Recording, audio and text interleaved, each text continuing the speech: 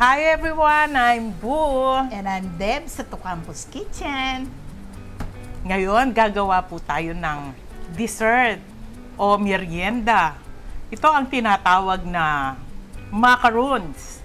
Local macaroons or Traditional macarons. Hindi yung ano ito yung macaron cupcakes ang gagawin natin. Mini cupcakes na macarons.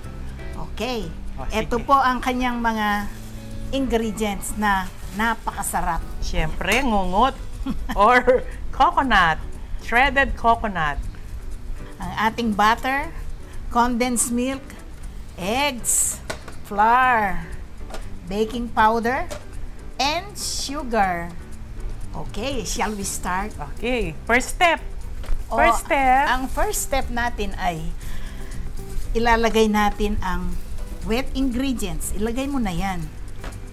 Okay, ito. Ikalat mo naman. Ito yung butter. Oo. Okay. Next. Of course, ang ating condensed milk.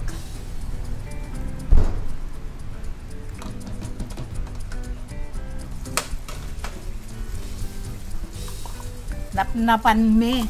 Sayang yan. Napin kong mabuti. Makadagdag yan pag kinalasay tayo yung napnap. And then, ang ating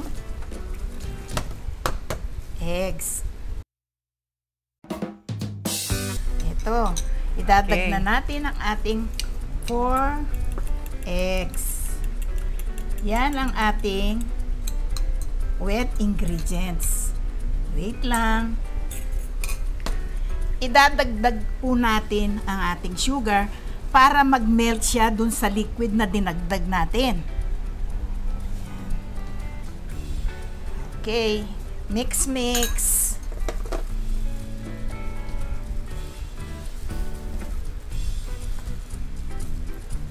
Bakit fresh coconut ang ginamit natin, hindi desiccated coconut? Kasi ang desi coco or desi coconut, ano yun dry coconut na.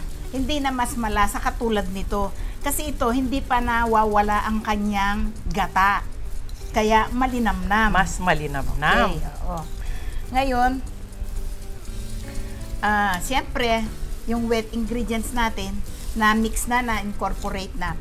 Ngayon, dagdag na natin ang kanyang dry ingredients. Ito po ang ating flour. Ilagay natin dito ang kanyang pamparize. Ito po yung kanyang baking powder. Okay, i-mix po natin para pantay-pantay ang pagkalaki ng ating macarons. Okay. Hahaluin ko na gamit ang aking mga kamay. Ikaw naman ang ano ngayon, Samson.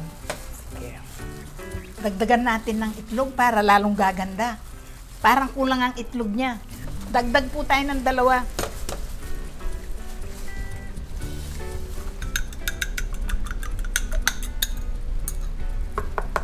Okay. Ito po yung coloring niya.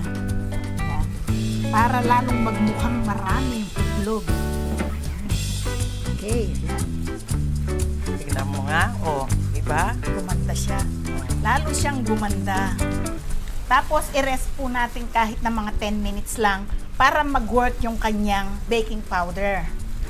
In the meantime, pakikita ko sa inyo ang ating mga molders. Ito po yung traditional macarons molders. Ito po. Ayan, yung maliliit.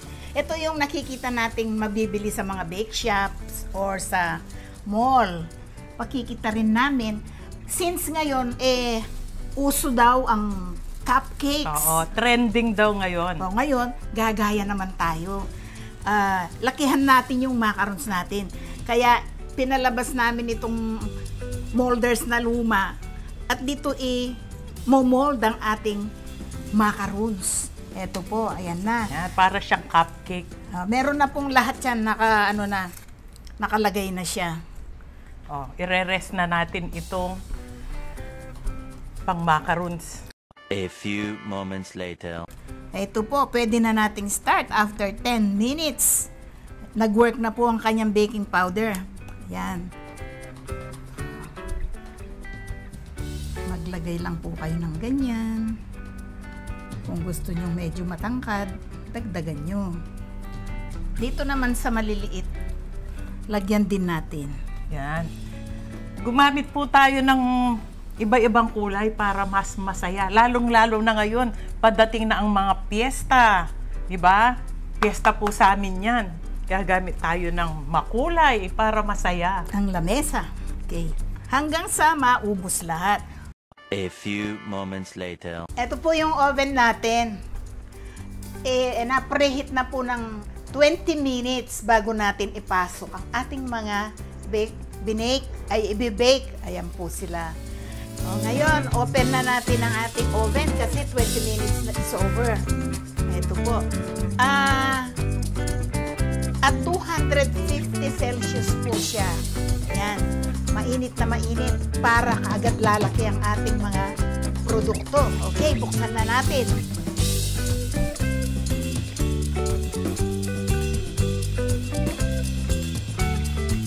Maghihintay muna tayo ng 10 minutes bago natin hinaan ang ating temperature. Tapos, magpo-proceed na tayo until golden brown. Mga 20 minutes, pwede na yan. A few moments later. Ito na po ang ating mga produkto. Ang ganda, di po ba? Okay.